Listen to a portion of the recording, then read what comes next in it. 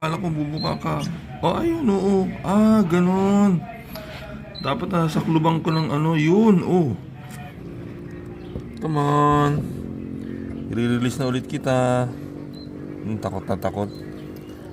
Bye-bye. Bye-bye. Bye-bye. Okay.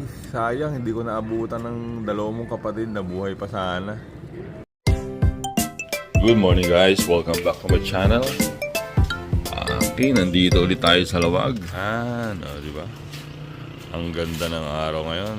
At meron tayong nakita kahapon na nagmula dito. Napuno na yan, doon banda, yan, dito banda.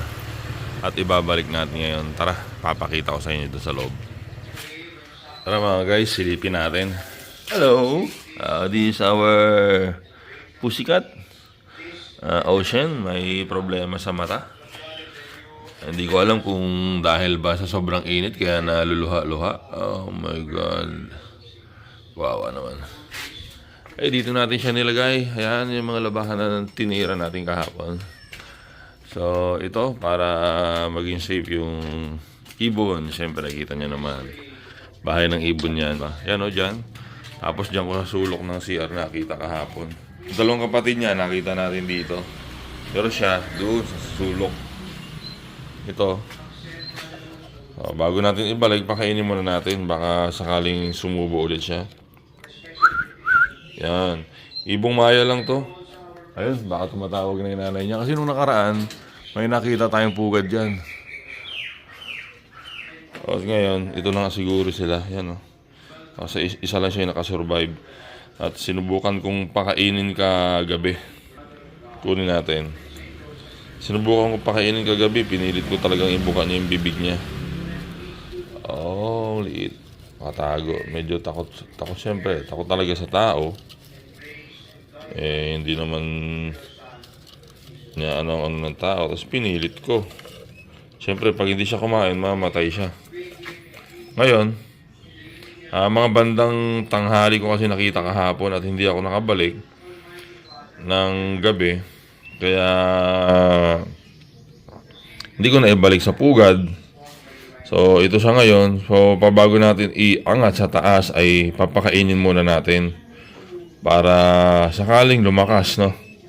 So basang pandesal lang ang pinakain ko dito para kahit pa paano magkaroon siya ng lakas. At so far, maganda ang pakiramdam na ngayon. Tingnan natin kung kakain siya bago natin siya iangat, no? Yan mga guys, at tapos na natin pakainin. So far, nagkusa namang bumuka, no? Kaya, ang bibig pala. Kusang bumuka ang bibig. Kaya, nasubuan natin kahit papano ng 2 beses. So, enough na siguro yan. So, hanggang sa bumalik ang kanyang magulang, mamaya, bago siya makita. Pag hindi, ewan na lang kasi hindi ko naman kayang panindigan na alagaan to ng ganito. Yun, oh. Hello. Actually, marami kasi talagang nalalaglag na ibon, lalo na sa puno ng mangga. Nakikita natin yun madalas. At dito din, buti nga ito maliit at nagkasya dito sa maliit na bahay na to. Pero yung inakay noon ng bato-bato, medyo malaki. Nakita nila misis dito rin sa baba. At hindi rin siya talaga hindi na nabalikan nung magulang. Actually sinusundan-sundan ng magulang. Pero kalaunan, wala na. Hindi na talaga kaya, namatay na doon nung inilagay namin sa may pugad niya. So babalik na natin to. Ayaw niya na talagang kumain. Akit na natin. Balik na natin yan. Okay. Kunin natin. Ay ka. Oh, susubo ulit to. Subo pala Gusto pa niya Oh, gusto mo? Ay, ba't kanina? Akala ko bubuka ka. Oh, ayun, oo. Ah, ganun. Dapat nasa klubang ko ng yun, oh. Sasakluban ko pala. Okay. Akala niya magulang niya pag may sumasaklob sa ibabaw.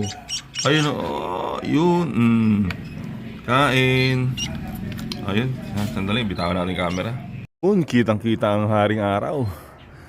Dito na tayo mga guys. Ayan na yung mumunting ibon. At mag-aantay na lang yan ng ilipat natin dito. Hanapin natin dito. May nakita tayong pugad dito nung nakaraan eh. Sa hula ko, tingin ko ay doon ang galing yun. Parang dito noon yun yun. Maganda ang pagkakatago. Nako, kaya siguro pala umalis dahil sa ahas. Kaya siguro sila nagtalunan dahil siguro sa ahas. Tapos hinahanap-hanap. Ayun! Ito oh, yan. Oh. Yan, kita nyo? Oh my God. Tumalon sila eh. No, yan oh, yan. Tumalon. Ganda ng pagkakatago, no? Ano kaya mayroon sa loob? Kaya kawawa naman ang magulang nito kung nahanap-hanap pa sila. So, safe ba siya pag ibinalik ko dito? Ano bang mayroon sa loob? Yan. Okay. Babalik ko na. So, sariling survival na lang yan. Kung ano man ang mangyari, at least, ginawa ko naman ang dapat kong gawin. So, sa tingin ko, tumalon talaga sila. Baka dahil sa sobrang init. Pero hindi, ang ganda. Ang ganda ng pagkakagawa, no? Babalik yan ang magulang niya. Ibong maya lang to eh. Oh, may mga mayang ano doon, mayang bukid. Okay. Sige. Silipin natin ang maayos yung pugad niya sa ilalim. Ayan, no? So, may nakikita pa tayong mga parang bulak-bulak. Ang galing, no? Galing ng mga ano. Galing ng mga ibon gumawa ng pugad, no? Tapos ito, nakatali pa talaga, nakabuhol. Galing. Nung una ko nakita to, itong pugad na to, ay maliit pa. Walang butas. Okay? Talagang tumalon sila. Tumalon. Pero patay yung dalawa nung bumagsak. Ano kayo nangyari? Sige, hanguin na natin to. At pag humuni naman to ay marinig to ng kanyang magulang. At sana bumalik pa, no? Come on. I-release na ulit kita. Takot na takot. Wawa naman, pero at least meron na siyang baon sa kanyang sikmura. Okay.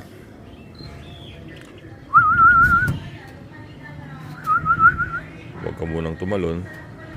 Kasi pag tumalon ka, bye-bye. Bye-bye. You're here. Oh, diyan ka na sa ano mo. Okay. Yan ang ibon. Pamilyar. Okay. Kahit ibong maya pa to, mahalaga pa rin yan. Diba? Oh. Oh, huwag ka munang tatalon, ha. Babalik na kita sa lungga mo. Sige. Gawin natin ang best effort natin. Sana ba yung butas? Sana yung butas ng lungga nila? Ito. Yan ang butas, oh, ha. Magkamali ako ng hakbang, ako naman ang malaglag. Oh. Mabalik na kita. Pasok ka na. Yun. Pumasok siya. Pumasok siya ng kusa. Hello. Good luck.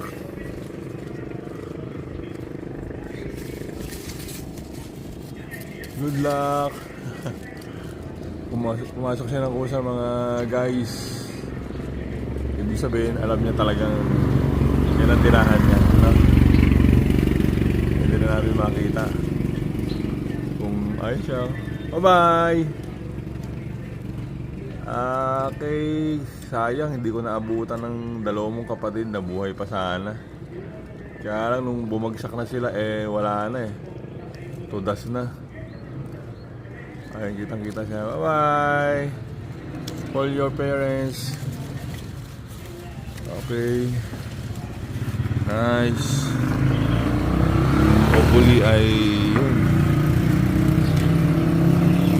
Ano ba to? Tanggalan muna natin ng ng dahon para magkaroon ng bukas yung pinto. Yan. So, alam naman ng mga ibon yan ang lugar nila. Bye bye. Welcome to the new world. Okay lang mga guys. Maraming salamat sa panonood. Welcome back ulit sa ating channel. Please like, share, and subscribe. At ibabalik na natin muli ang bahay na to dito sa pwesto niya. Para naman sa sunod, kapag meron tayo nakita ulit na nalaglag, dyan natin ilalagay for safety temporarily. Diba? Bago ilipat sa pugad niya ulit.